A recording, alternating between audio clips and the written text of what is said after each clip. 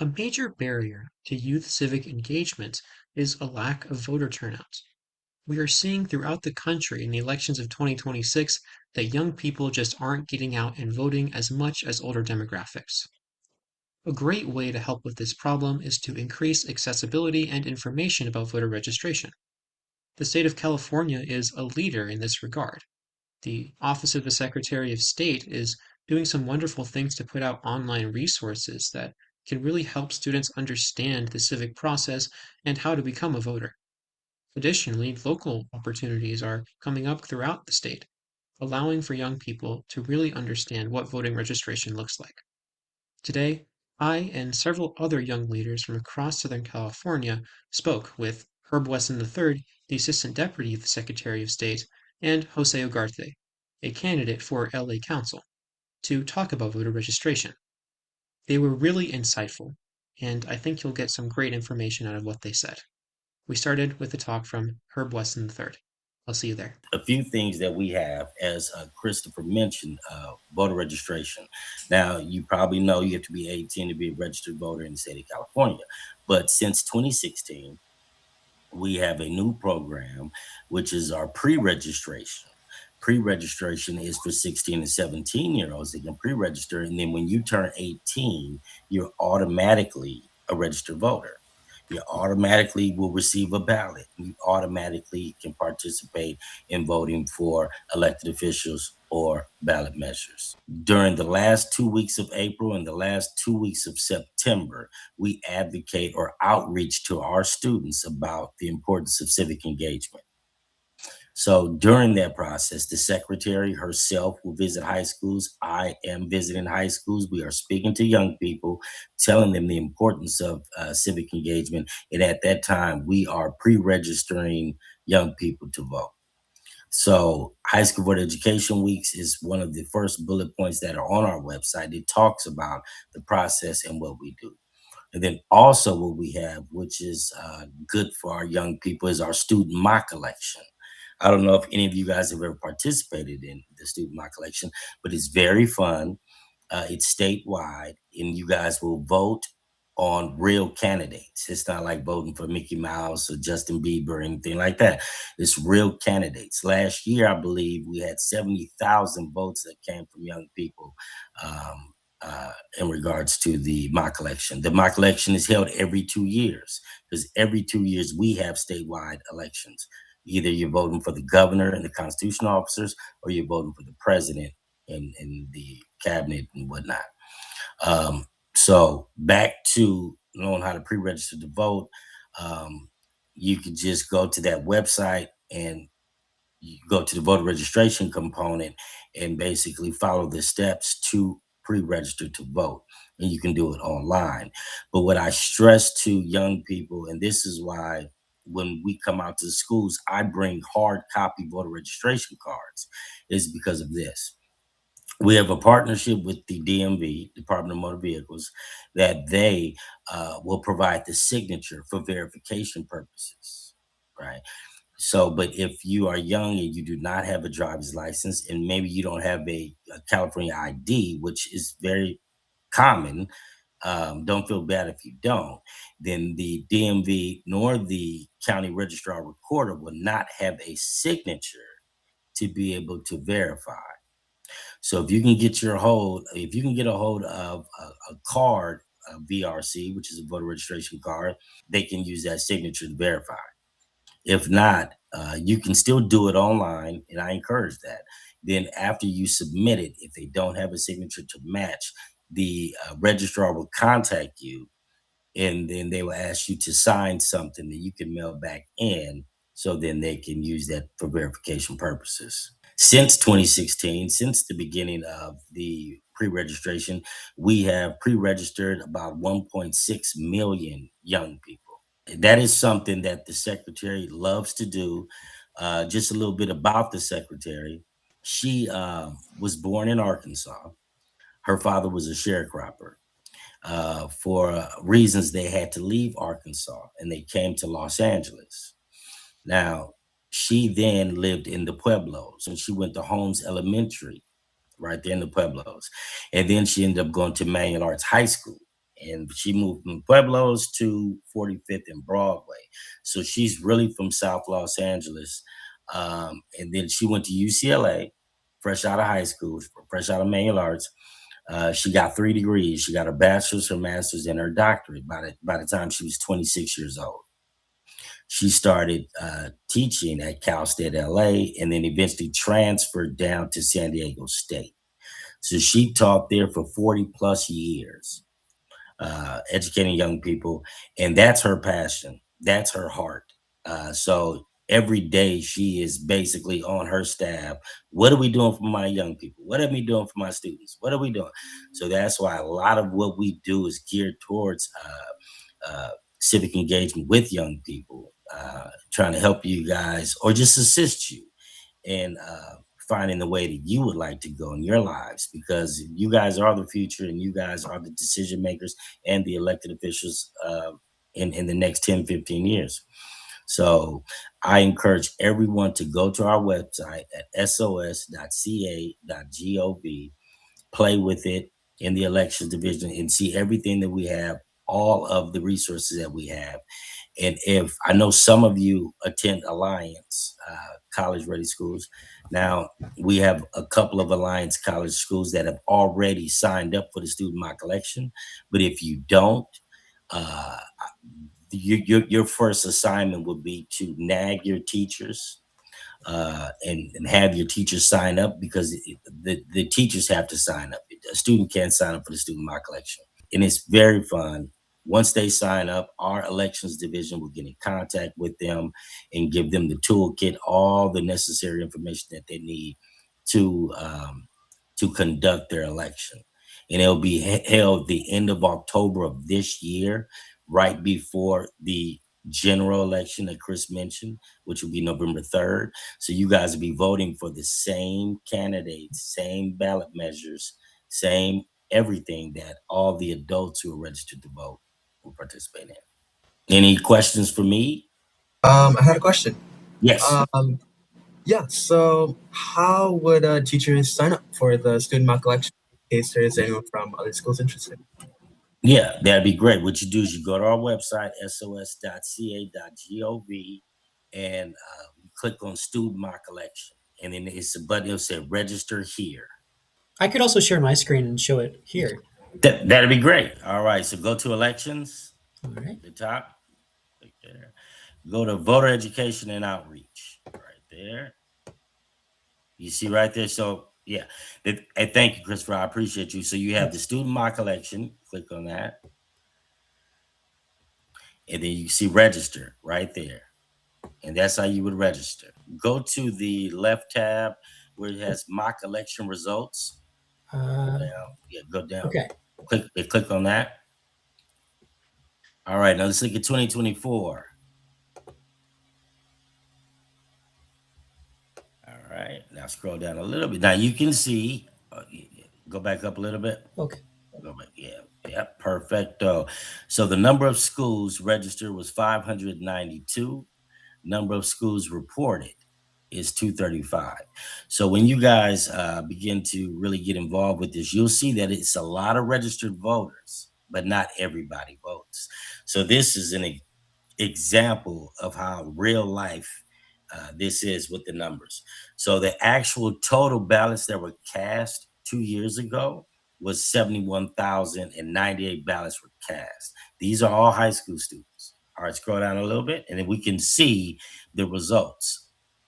See our president. You have the Peace and Freedom Party. We had Claudia De La Cruz. She had 4,600 votes. You can see our president now, Donald Trump, got 24,000 votes. Kamala Harris, who ran against him, 33,000. And then you have RFK, who had 41. So you can see. And then you can scroll down and you can see the Senate, and then the ballot measures. You can see which ones passed, which ones didn't pass. And I believe that the majority of the ballot measures that were on with the students, the majority of them passed. So that kind of tells us that the students probably say, okay, yeah, I guess that's a great idea. And they pass it. But if you scroll up a little bit more, you go back up, click on school vote total sorted by county. Okay. Yeah, let's look at that. And this is a breakdown that has all the 58 counties. So we can go to Los Angeles right there. You see LA County. And you can see here's what happened in LA County. So total public schools, we have 60 public schools, private schools 5, and you can see the breakdown, and you can see the percentage reporting and all that stuff. And you can see the ballots cast, and you can see how we did here. And then also it breaks down by schools. So you can even go ahead and you can search schools. Like right there, you see Hawthorne Math and Science Academy. So I want to look next time and see Alliance and all these other schools from you guys' organizing efforts on this. It's really cool. Really cool. Yeah, I encourage you guys to bug your teachers, get them to sign up. So let's go back up to elections. All right, now let's go to voter education and outreach. All right, now let's go down a little bit. Now, click on high school voter education weeks. All right, now this is what we talked about the legislation, high school voter education weeks, um, and this is when the last 2 weeks of April, the last 2 weeks of September, where we really advocate for students getting involved civically and all of that stuff. So if you go down to pre-registration, what to bring, or pre-registration, and this is for you guys if you ever wanted to do like a pre-registration drive or anything like that. Uh, you would tell your students to come on this day and bring the certain information. All you really need is to know your I guess it didn't click, but all you really need to know is just basically your name, address, the last 4 of your social security number, and your uh, California ID or your California driver's license. Now, if you do not have this on you at the particular time when you pre-register to vote, you can still fill it out, but it's going to be a section on there which is only optional. It's optional. You can put your phone number and your email. What you would recommend to somebody who didn't have the last 4 of their social or who didn't have their driver's license or ID card number, you would encourage them to fill out their phone number and their email address so the county can get in contact with them and get that information that they do not have. So then their voter registration will be valid. Okay, and then we have a lot of links here that you can click on. Um, we also have like some best practices that some schools have reported and what they've done, which worked well, which needed improvement. So just once again, use our website as a tool, and we're just here to support. Questions on that? I had a question. Yes. It's about sort of the parties, because um, like we see that as one of the demographic characteristics that was on that like mock voting thing. I know it's a big part of the registration process as well, that you actually pick what party you're going to be affiliated with. How public is that information when you choose your party? Like, can it be accessed by anyone? Is it only by like polling agency and politicians, or like how much can be seen with that? Well, you can purchase the data. You have a lot of companies. A big one here in the state of California, which the president and CEO, his name is Paul Mitchell. He's been on pretty much every channel, kind of really breaking down the election and all that stuff. Paul Mitchell, his company is Political Data Inc., and they buy the data from the county registrar, but it's public information. You can pull a data file and see Christopher Krikorian. I can see if you're a registered Republican, Democrat, if you're an MPP, which is nonpartisan, and that's what it is. It's like so, and then that's how you have marketing folks that can get your data, your information, and call and drive you crazy. That's why all these political campaigns can call you. Say, Christopher, can you vote for my guy? Vote for us. So yeah, it's public. It's public record, and it's only a few situations where you can have your stuff confidential. We do have a safe. It's called a safe at home program, and this is normally for survivors of certain crimes: domestic violence, sexual assault, stalking. Some law enforcement, some judges, and some elected officials have joined the program. It operates in 48 states. and California was one of the first ones to jump on. And with the Safe at Home program, your information will be confidential. But other than that, people like Jose Ugarte, they have access to your data, and that they can use it accordingly. I thank you guys very much for having me, allowing me the opportunity to come on and just chat with you. You know, it's as I mentioned when Jose went out when we were young, we were crazy. We didn't have a clue of what we wanted to do in our lives, and it just brought us here because we like people, we love to serve, and we love to help people. So I commend each and every one of you for taking the time to get more civically engaged, involved, and participate in our democracy and how it works. So thank you very much for having me. Is there any other questions before we pass it on? All right. You guys enjoy the rest of your day. Thank you so much for coming on and speaking with us. We'd like to now pass it on to Jose Ugarte, who can speak a bit on why it's important to vote, and a bit more on like what municipal offices do and why you should care about them. Hey everybody, my name is Jose Ugarte. Thank you, Lil Herb, for coming on here. I've known Herb for almost 13 years. We got involved together working in the city. At the same time, now he's on to bigger and better things. He's always stayed my brother from another mother. Thank you, Herb. I got involved just like you guys. I saw a problem in the street and I said, how can we fix it? My issue was immigration. I wasn't born in this country. My parents brought me here when I was 4 years old. I came here undocumented. And without knowing that I was undocumented, I got into college and I found out the hard way that I was not an American citizen. And even though I spoke English was my first language, even though I had good grades, I stayed out of trouble. I did everything that all my classmates did, and sometimes even better. I didn't have the same ability, the same rights that everybody else did. And I found that was an injustice that I grew up. So I started realizing, what do I need to do to change it? How do I make things fair? How do we avoid other kids just like me being able to have the same rights as everybody else, even though like our parents brought us here as babies, as child, and it wasn't our option. We didn't tell our parents when Google Gaga, take me to another country. They just brought us here because we wanted a better opportunity. And when I was around your age, I was 17 years old, I found out that I was undocumented.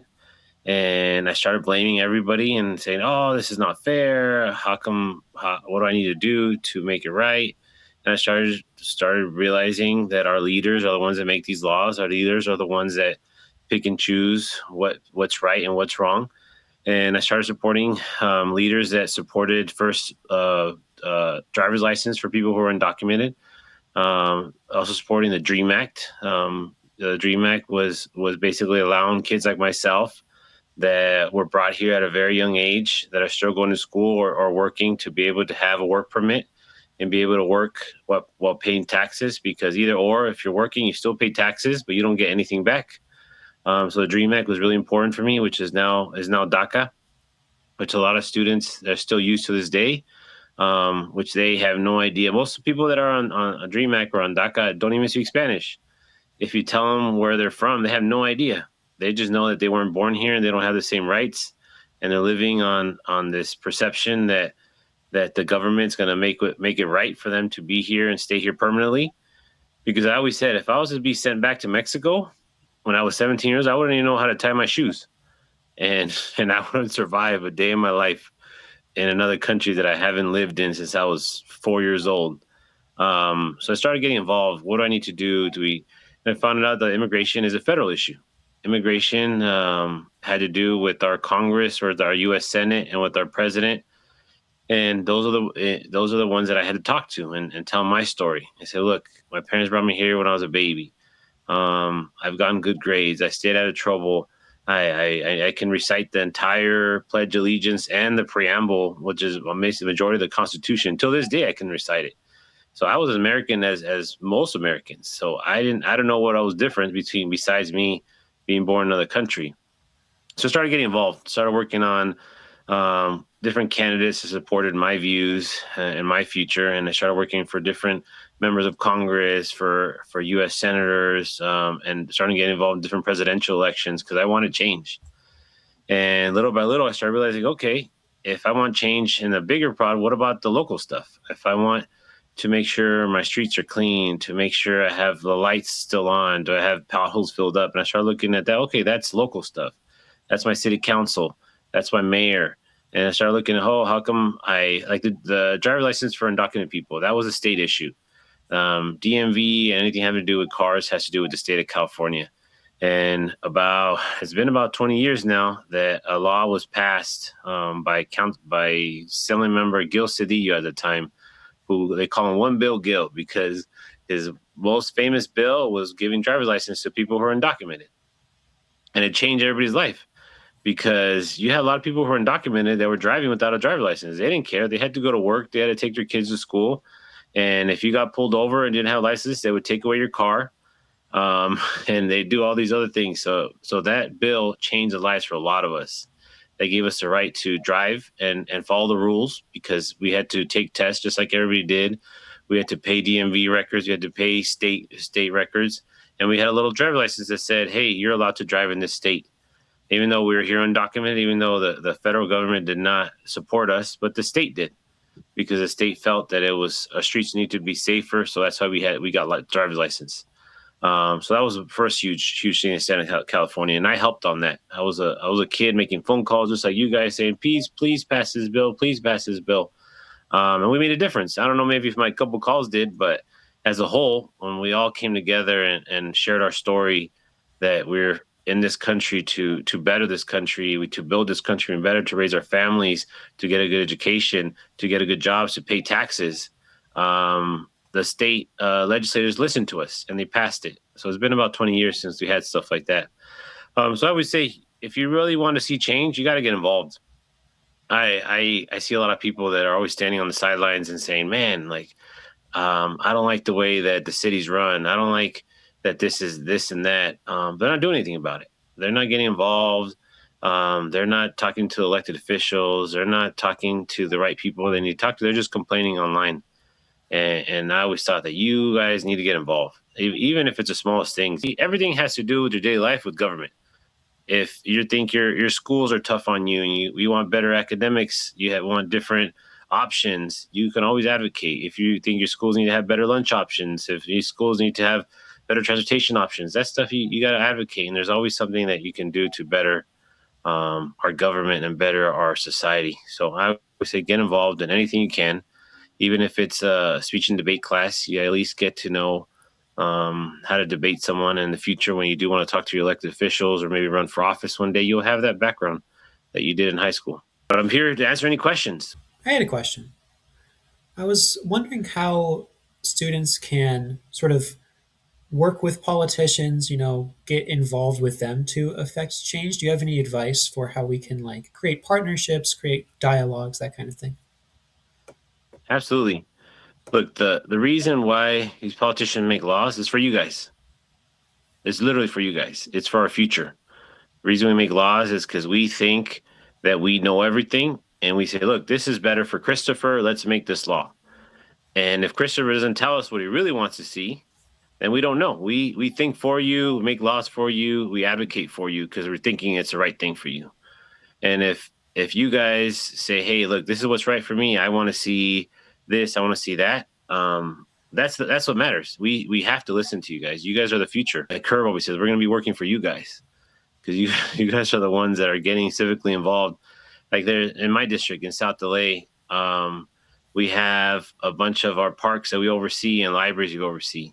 And I was speaking to a lot of students about how come they don't go to our libraries, and they said they're so outdated. Like you can still go to a library in LA and pick up a DVD.